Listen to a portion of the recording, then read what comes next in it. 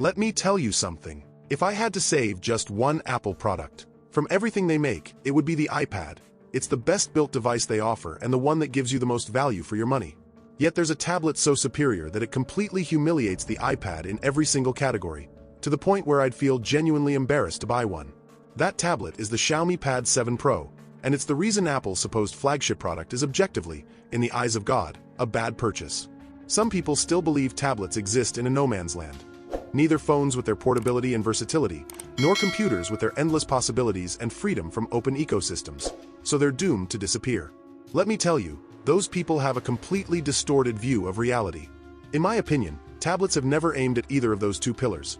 They've always targeted a much weaker, more corrupt, and decaying one: television, that filthy cesspool of immoral people and content that gets poorer and more infested with ads every day.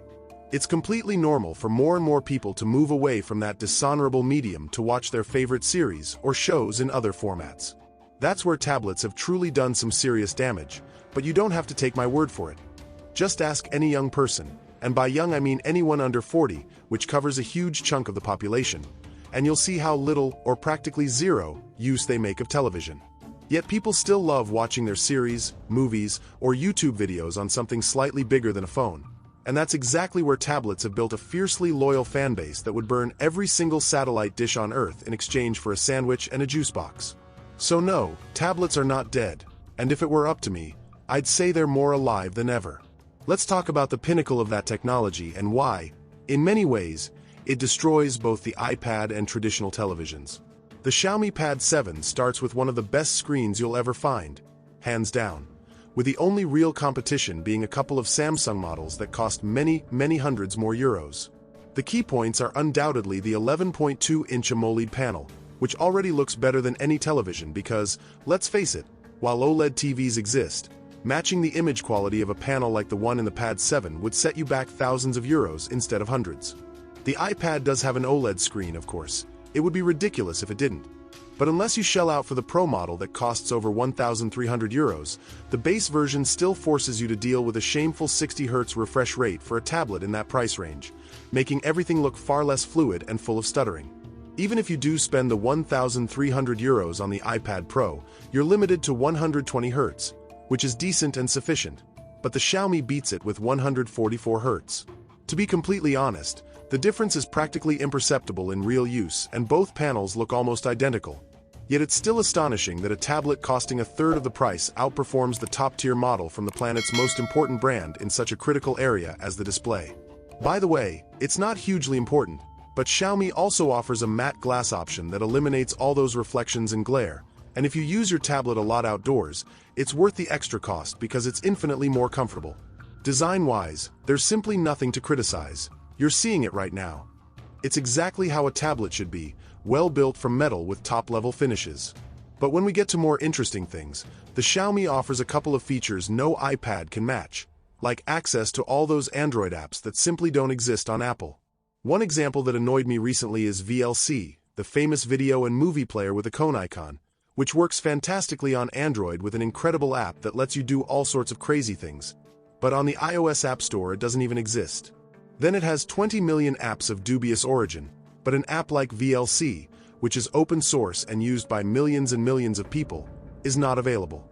And look, I understand that this is just a very specific example, but as soon as you want to do something special, it's going to happen to you in 1,000 different ways. Maybe if you use the tablet for the most basic stuff, which would just be watching Netflix or YouTube videos, well, it might not happen to you, but then there isn't much sense in buying yourself a 1,300 euro tablet, right?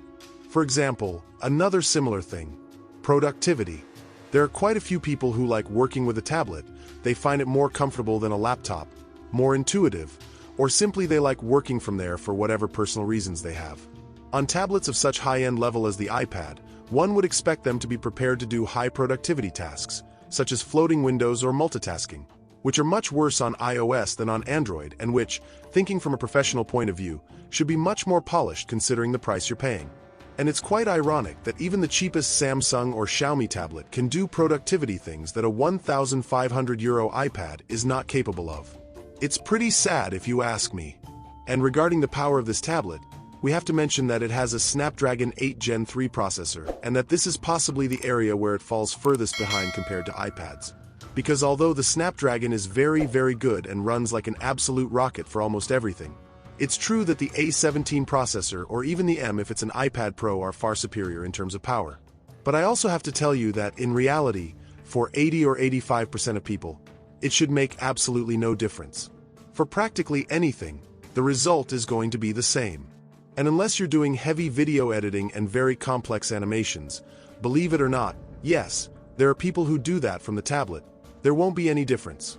But in those specific cases, as of today, I would still recommend the iPad. And besides, this leads me to the next point, because it's one of the positive parts of your tablet being less powerful, so to speak, and that is that it's going to use a lot less battery. And trust me when I tell you that it's very difficult to compete with Apple in the battery life of portable devices, because by making their own processors themselves, they can achieve incredible levels of optimization. The problem is that, as expected, Apple makes the same mistake, and for some reason, as of today in big 2026, they still don't have fast charging in any device, and considering that tablet batteries are among the largest things there are, that's where the difference is most noticeable. For that same reason, the Xiaomi Pad Pro has its 67W fast charging, which is infinitely above any iPad, because if you need to the tablet at any moment, you know you'll have it charged in at most 20 minutes, unlike the iPad, which will take several hours to reach a decent level. And then we have what is possibly the most important topic of this video to decide if one option is really worth it over the other, because tablet accessories are one of the most important things you're going to have. It's what will truly determine whether you can or cannot work in a decent way. And I have to tell you that in the past the advantage was clearly for Apple, who have always had accessories of a differentiating quality compared to the rest, and this allowed them to be the first tablet brand with which you could really draw directly on them as if they were a common graphics tablet that all the illustrators in the world use. But it's also true that this quality comes with quite a big price attached to these devices. So, for example, we all know that if we want a keyboard from Apple itself with which you can work from an iPad, it's easily going to cost us €300, and if you add the 200 pencil and a couple more things, the price can get out of hand very quickly. But this has also changed in recent years because Xiaomi has little by little been progressively improving and putting more attention on its peripheral devices, reaching a point where we can currently say that they are incredible and that you can work perfectly with them, because in fact there are many artists who use it and who work from their Xiaomi tablet. The good part about this is that it's going to cost you a fraction of the price of what an Apple device can cost you. Specifically, the combo of the keyboard plus the Apple Pen can cost you around €550, while the same thing on Xiaomi is around €250, less than half.